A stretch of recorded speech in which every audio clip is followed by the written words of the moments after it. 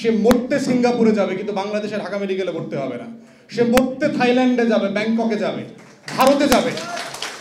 সে মরবার জন্য মাউন্ট এলিজাবেথে যাবে, লাশ হওয়ার জন্য বিমান ভাড়া করে প্রাইভেট হেলিকপ্টারে যাবে। তারপরে বাংলাদেশের স্বাস্থ্য খাতকে সে ভালো করবে না, এইটাকে সে দুনিয়ার সম্মত বানাবে না। আমি লম্বা সময় ইংল্যান্ডে থেকেছি, আমি তো কোনোদিন শুনে নাই যে রানী ট্রিটমেন্ট করতে আমেরিকা যাচ্ছেন, রাজার ছেলেরও জ্বর হয়েছে তো ট্রিটমেন্ট করতে জার্মানিতে যাচ্ছেন, এটা তো শুনি নাই কখনো। সিঙ্গাপুরে চিকিৎসা করতে গেলেন অমুক তমুক বাপের বাচ্চা, মায়ের বাচ্চা, অমুকের বাচ্চা, অমুক দলের অমুক সমুক, দেখবেন এগুলো লেখা আসে গণমাধ্যম। লজ্জা লাগে না বাংলাদেশের রাষ্ট্রের যারা রাজনীতি করে যে এই দেশের নাগরিক হয়ে আর এক দেশে ট্রিটমেন্ট নিতে যায়, সেটা আবার গণমাধ্যমে জানায়া যায়। যাওয়ার সময় একবার এয়ারপোর্টে সব সাংবাদিককে ডাকে, আবার হুইল চেয়ারে বাইরেতে বাইরেতে আবার সাংবাদিকদেরকে ডাকে। এইরকম একটা নির্লজ্জ রাষ্ট্র ব্যবস্থা সে 53 বছরে আমাদেরকে দিয়েছে, এবং কোনো রাজনৈতিক দলের নেতারা লজ্জিত না এই কারণে। দেখবেন সে মরতে সিঙ্গাপুরে যাবে, কিন্তু বাংলাদেশে ঢাকা মেডিকেলে ভর্তি হবে না। সে মরতে থাইল্যান্ডে যাবে, ব্যাংককে যাবে, ভারতে যাবে। সে মরবার জন্য মাউন্ট এলিজাবেথে যাবে, লাশ হওয়ার জন্য বিমান ভাড়া করে প্রাইভেট হেলিকপ্টারে যাবে। তারপরে বাংলাদেশের স্বাস্থ্য খাতকে সে ভালো করবে না, এইটাকে সে দুনিয়ার সম্মত বানাবে না। আমি লম্বা সময় ইংল্যান্ডে থেকেছি, আমি তো কোনোদিন শুনে নাই যে রানী ট্রিটমেন্ট করতে আমেরিকা যাচ্ছেন, রাজার ছেলেরও জ্বর হয়েছে তো ট্রিটমেন্ট করতে জার্মানিতে যাচ্ছেন, এটা তো শুনি নাই কখনো। Double million offer Walton fridge কিনে পেতে পারেন 20 লক্ষ টাকা, রয়েছে কোটি কোটি টাকার নিশ্চিত উপহার। মালয়েশিয়াতে যখন মাহাথির মোহাম্মদ দায়িত্বে ছিলেন, ওনার একটা খুব মেজর অপারেশনের প্রয়োজন ছিল, আমি তো ডাক্তারি টার্মটা ভুলে গেছি। তো ওই অপারেশনটা তখন ডাক্তাররা ওনাকে জানিয়েছে যে এটা মালয়েশিয়াতে নাই, করা যাবে না। এটা করতে হলে ওনাকে নিয়ারেস্ট সিঙ্গাপুরে যেতে হবে, তা না হলে জার্মানিতে যেতে হবে। তো মাহাথির মোহাম্মদ এটা শুনে টুনে বলেছে যে আমি মরতে কোনো দেশে যেতে রাজি না। উনি রাষ্ট্রকে, ওখানকার যে স্বাস্থ্য মন্ত্রণালয়ের দায়িত্বে ছিলেন তাদেরকে বলেছেন যে তুমি এরকম একটা ইউনিট আগামী 2 সপ্তাহের ভিতরে মালয়েশিয়াতে সেট করবা, যত টাকা লাগে, যত দেশের যত ডাক্তার আর মেশিনারি লাগে সেগুলো নিয়ে আইসা এই ট্রিটমেন্টটা শুধু মালয়েশিয়াতে আমার হবে না, আমার মতো এই রোগের চিকিৎসা আরও যাদের যাদের করতে হবে নাগরিকদের, তাদের প্রত্যেকের জন্য এটা করতে হবে। অতএব এই হচ্ছে স্টেটসম্যানশিপ, যে রাষ্ট্র পরিচালনা করতে যে মেরুদণ্ড লাগে, গাটস লাগে, এইটা 53 বছরে বাংলাদেশের রাজনীতিবিদদের কাছ থেকে আমরা দেখি নাই। এবং না হওয়ার কারণে কি হয়েছে, আপনাদের মতো মেধাবী মানুষদেরকে আজকে হাসপাতাল ফেলে এই অসুস্থ রাষ্ট্রের চিকিৎসা করতে প্রেস ক্লাবে আসতে হয়েছে। এটাই হচ্ছে এই রাষ্ট্রের লজ্জা। যদি এই রাষ্ট্রের মেরুদণ্ড থাকতো, এই রাষ্ট্রের রাজনীতিবিদদের যদি ন্যূনতম মর্যাদাবোধ সম্মান থাকতো, তাহলে তারা এই দেশে মরতো, গ্রামে মরতো, রাস্তায় মরতো, প্লেনে হেলিকপ্টার করে আরেক দেশে মরতো না। আর দেশের সবচেয়ে গুরুত্বপূর্ণ প্রফেশনালদেরকে এএনইর সার্ভিস থেকে ডেকে এনে রাষ্ট্রের চিকিৎসা এবং প্রতিবাদ করবার জন্য প্রেস ক্লাবে আজকে শত শত হিসাবে হাজির হইতে হইতো না। এটা রাষ্ট্রের জন্য খুবই লজ্জাজনক। আপনাদের এর আগের এই 42 ব্যাচের যে সকল ভাই বোনরা আমার সাথে দেখা করেছেন, আমি আপনাদের কাগজপত্র পড়েছি, আপনাদের দাবি দেওয়াগুলো আমি এর আগে পড়েছি। এর প্রত্যেকটা খুবই যৌক্তিক দাবি, এত ন্যূনতম লেভেলে যৌক্তিক যে এগুলো কোনোদিন দাবি হইতে পারে না।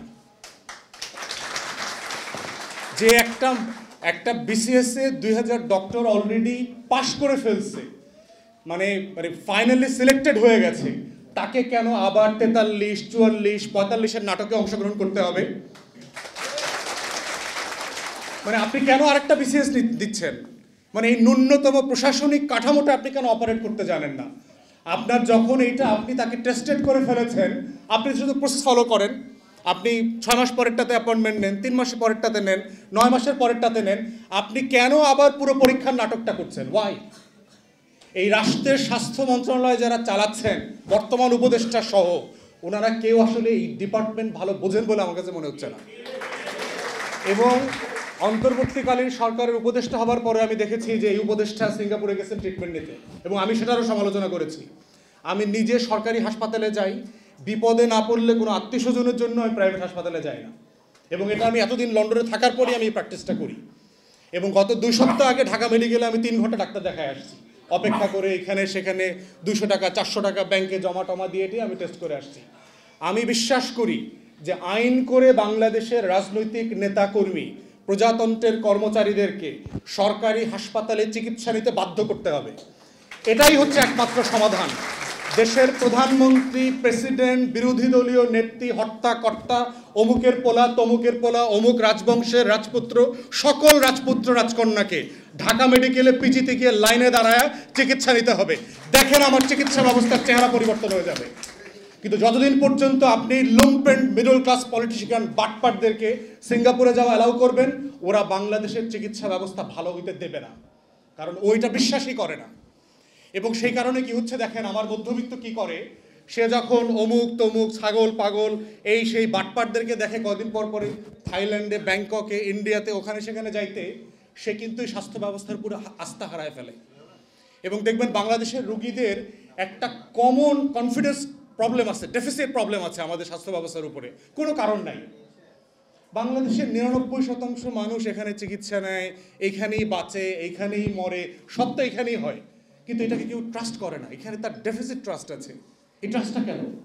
বাংলাদেশের বড় বড় গণমাধ্যমে দেখবেন, পত্রিকায় রিপোর্ট হচ্ছে যে ভারতে স্বাস্থ্য ব্যবস্থা বদলে গেল, পরিকল্পিতভাবে রিপোর্ট করে।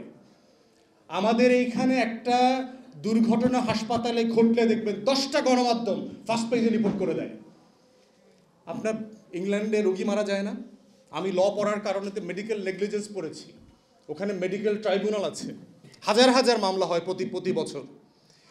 এনএইচএসকে প্রতি বছর 2 থেকে 3 বিলিয়ন পাউন্ড শুধু কম্পেনসেশন দিতে হয়।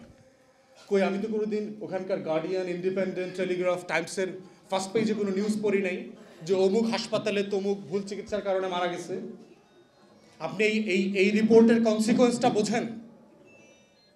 সকল কিছু ঠিক থাকার পরে একটা মানুষ মারা যাইতে পারে, একটা রুগী মারা যাইতেই পারে। যদি মারা যায়, মারা যাওয়ার তো একটা ডিসপিউট রেজলিউশন থাকতে হবে, যেটা কিভাবে ডিল করবেন আপনি। আপনি এটা পেশেন্টকে ট্রেন করবেন, হাসপাতালের একটা লোকাল কমপ্লেইন ম্যানেজমেন্ট সিস্টেম থাকবে। এটার বাইরে যদি যান, আপনি হেলথের অম্বাডসম্যান থাকতে পারে, হেলথ রিলেটেড আপনি মেডিকেল নেগলিজেন্সের ট্রাইব্যুনাল করেন, ট্রাইব্যুনালে ডাক্তারের বিরুদ্ধে, হাসপাতালের বিরুদ্ধে আপনি মামলা করেন, অবজেক্টলি সেখানে হোক। মারামারি হইতে হবে কেন? এবং মারামারিটা কোন লেভেলের দেখেন, এই সোনার বাংলার সোনার ছেলেরা কি করে দেখেন। গত কয়দিন আগে এই যে ন্যাশনাল হসপিটাল নাকি একটা আছে, সেখানে একটা ছেলে মারা গেছে। মারা গেলে তার বন্ধুরা কষ্ট পাইছে, ডেঙ্গুতে, জ্বরে, হোয়াটএভার, তারা প্রতিবাদ করতে আসছে। প্রতিবাদ থামানোর জন্য এরা আবার পাশের কলেজের একটা ছাত্র সংগঠনের ছেলেদেরকে 5 লাখ 10 লাখ টাকা দিচ্ছে, দিয়া পোলাপান পিটানোর জন্য ভাড়া করছে।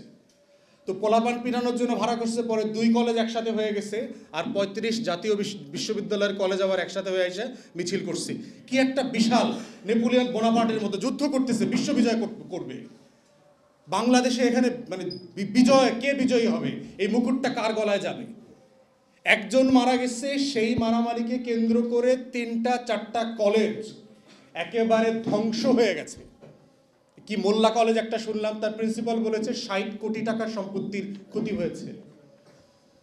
বাকি 2টা কলেজের কথা না হয় সরকারি কলেজের জন্য কেউ আলোচনা করে নাই, ওই হাসপাতালটা। তাহলে এটা করতে হচ্ছে কেন? কারণ এই যে ন্যূনতম দাবিগুলোকে অ্যাড্রেস করবার কোনো মেকানিজম রাষ্ট্রের নাই।